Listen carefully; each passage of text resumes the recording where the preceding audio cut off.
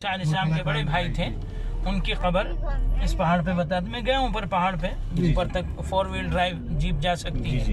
وہ راستہ بنا ہوا ہے، وہ راستہ بنا ہوا ہے. تو بہرحال وہ جو ٹاور لگے نا وہاں وہ قبر ہے.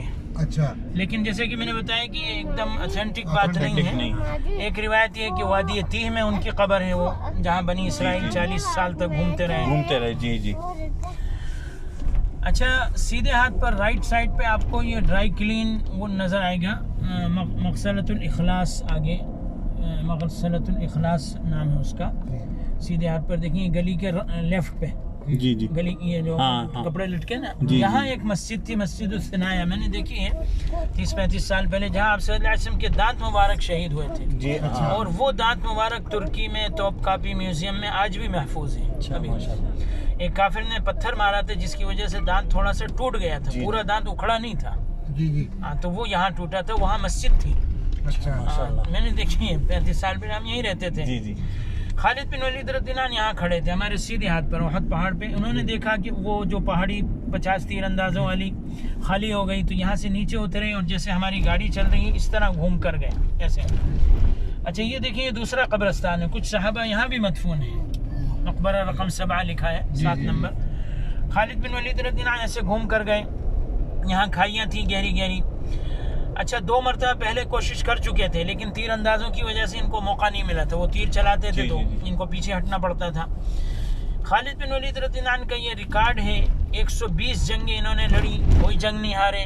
ایک جنگ میں ان کے ہاتھ سے 9 تلواریں ٹوٹیں، غزوہ موتہ میں جو ملک شام میں لڑی گئی. 2 لاکھ کے مقابلے میں 3000 تھے، اور 3000 کو یہ محفوظ واپس لے آئے. واپس لے آنا یہ بڑا کارنامہ تھا. 2 لاکھ کے مقابلے میں 3000 کو بچا کے واپس لے آنا، یہ ظاہر بات ہے یہ بڑا کارنامہ. انہوں نے کیا کیا، جب انہوں نے کمان سنبھالی، دائیں طرف کے لشکر کو بائیں طرف کر دیا، بائیں طرف کے لشکر کو دائیں طرف، پیچھے کے لشکر کو آگے، آگے کے لشکر کو پیچھے. تو وہ دشمن یہ سمجھے کہ ان کی مدد آ گئی، کہ نئے لوگ ہیں. دشمن یہ سمجھے. اچھا، پیچھے انہوں نے کیا کیا، تھوڑے فاصلے پر کچھ گھوڑ سواروں سے کہا کہ تم گھوڑے دوڑاتے رہو. جی، بس ویسے ہی دھول اڑتی رہے. تو وہ لوگ یہ سمجھیں گے سامنے والے کہ ان کی مدد آ رہی ہے، تو وہ بس گھوڑے دوڑا رہے ہیں، ایسے کچھ نہیں. عجیب ان کا جنگی جو مہارت تھی نا، مہارت بہت زیادہ. اچھا، عجیب بات ہے، شہید نہیں ہوئے، کیونکہ حضور صلی اللہ علیہ وسلم نے فرمایا سیف اللہ، اللہ کی تلوار، اور اللہ کی تلوار ٹوٹ نہیں سکتی، اس لیے شہید نہیں ہوئے. گھر میں انتقال ہوا. سیریا میں ان کی قبر ہے، حمص میں، دمشق سے تقریباً 150 کلومیٹر دور ایک جگہ ہے، وہاں ان کی قبر ہے، حمص میں. تو گھر میں انتقال ہوا 55 سال کی عمر میں. حضرت عمر رضی اللہ عنہ سے ان کی شکل بہت ملتی جلتی تھی. دور سے ایسا لگتا تھا کہ عمر رضی اللہ عنہ جا رہے ہیں، خالد بن ولید رضی اللہ عنہ.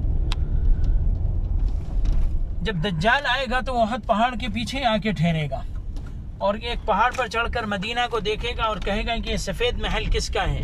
پھر خود ہی کہے گا کہ یہ سفید محل تو احمد کا ہے صلی اللہ علیہ وسلم. اور اس وقت مدینہ میں 3 زلزلے آئیں گے. اللہ تعالیٰ ہم سب کی حفاظت کرے. تو جو منافق ہوں گے مدینہ میں، ہپوکریٹ منافق، 70,000 حدیث میں آتا ہے، وہ سارے نکل کر دجال سے جا کے مل جائیں گے. تو احد پہاڑ کے پیچھے آ کے وہ ٹھہرے گا دجال. اور دنیا میں 40 دن رہے گا. حدیث شریف میں آتا ہے پہلا دن 1 سال کے برابر، دوسرا دن 1 مہینے کے برابر، تیسرا دن 1 ہفتے کے برابر، باقی 37 دن نارمل عام دنوں کے برابر، یعنی 1 سال 2 مہینے 14 دن رہے گا. صحابہ نے پوچھا یا رسول اللہ نماز کیسے پڑھیں گے ہم ان دنوں میں؟ تو فرمایا کہ حساب لگا لینا، مثلا ظہر کے 2 گھنٹے کے بعد عصر پڑھ لینا، عصر کے 2 گھنٹے بعد مغرب پڑھ لینا، اس طرح حساب لگا لینا. یہاں سیدھے ہاتھ پر آپ کو ایک مسجد نظر آئے گی، مسجد مستراح اس کا نام ہے. یہ آپ صلی اللہ علیہ وسلم جب جنگ احد سے واپس تشریف لا رہے تھے تو یہاں آرام فرمایا تھا، اس لیے اس کو مسجد مستراح کہتے ہیں. مستراح کا مطلب استراحت کی جگہ، آرام کی جگہ. اور یہیں سے خندق بھی کھودی گئی تھی، ٹرینچ. آدھی خندق مہاجرین نے کھودی تھی، مکہ والوں نے، آدھی انصار نے. سلمان فارسی رضی اللہ عنہ کے بارے میں جھگڑا ہونے لگا. مہاجرین کہتے تھے ہمارے ساتھ آ جائیں، انصار کہتے تھے ہمارے ساتھ آ جائیں. آپ صلی اللہ علیہ وسلم نے ان کے کندھے پر ہاتھ رکھا اور فرمایا سلمان منا اہل البیت، سلمان تو ہماری فیملی کے آدمی. سیدھے ہاتھ پر دیکھیں پیچھے آپ کو ایک پرانی مسجد نظر آ رہی ہے، مسجد شیخین اس کا نام ہے. شیخ کہتے ہیں عربی زبان میں بڑی عمر کے آدمی کو. یہاں یہودی میاں بیوی بڑی عمر کے رہا کرتے تھے، اس لیے اس ایریے کا نام شیخین. اچھا، یہ وہ مسجد ہے جہاں حضور صلی اللہ علیہ وسلم نے 3 نمازیں پڑھی تھیں، وہ حد کی طرف جاتے ہیں. جی اچھا عصر مغرب عشاء، اور دوسرے دن لشکر کو نئے سرے سے تیار کیا، چھوٹے بچوں کو واپس کیا، 17 بچوں کو. تو یہ وہی مسجد، اچھا. یہ تقریباً 200 سال پرانی مسجد ہے، اس میں نماز ہوتی ہے ابھی بھی. مسجد شیخین اس کا نام ہے. اور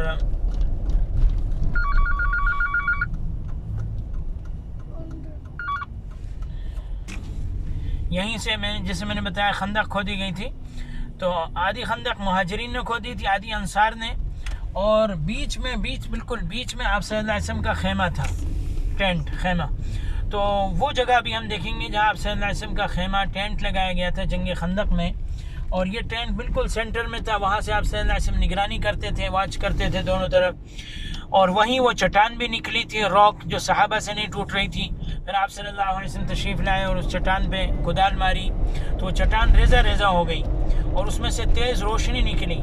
تو حضور صلی اللہ علیہ وسلم نے فرمایا، جس کا مفہوم ہے کہ اس روشنی میں نے یمن کے محلات دیکھے اور قیصر و کسریٰ کے، یعنی یہ سارے علاقے فتح ہوں گے. تو منافقین ہنسنے لگے کہ دشمن کے ڈر کی وجہ سے خندق کھود رہے ہیں، پیٹ پر پتھر بندھے ہیں اور روم اور فارس کو فتح کرنے کا خواب دیکھ رہے ہیں. لیکن اس جنگ کے 10 سال کے اندر یہ سارے علاقے فتح ہو گئے تھے، صرف 10 سال میں. یہ 5 ہجری میں جنگ خندق ہوئی اور 15 ہجری میں حضرت عمر رضی اللہ عنہ کے زمانے میں یہ سارے علاقے فتح ہو گئے تھے. اصل میں جب صحیح اسلام آتا ہے تو چینجنگ بہت تیزی سے آتی ہے. اچھا، امام مہدی کے بارے میں حدیث شریف میں آتا ہے کہ امام مہدی کے آنے سے پہلے دنیا میں ظلم و ستم کا بازار گرم ہوگا، ہر طرف ظلم و ستم ہوگا. امام مہدی آئیں گے اور 7 سال رہیں گے اور 7 سال میں دنیا کو عدل و انصاف سے بھر دیں گے. تو پہلے میں سوچتا تھا کہ یہ کیسے ہوگا اتنی 7 سال، لیکن ابھی یہ جو کرونا نکلا آپ دیکھ رہے ہیں ساری کتنی چینجنگ آئی ہے. تو یہ تو 1 سال میں ہی ہو گئی نا، اتنی چینجنگ عجیب. تو یہ ممکن ہے یہ چیز کیسی ایسی چینجنگ آنا. تو حدیث شریف میں آتا ہے کہ امام مہدی دنیا کو عدل و انصاف سے بھر دیں گے. جیسے کہ وہ ظلم و ستم سے بھری ہوگی تو وہ عدل و انصاف سے وہ عدل کریں گے، ظاہری بات ہے امام مہدی. پھر عیسیٰ علیہ السلام تشریف لائیں گے.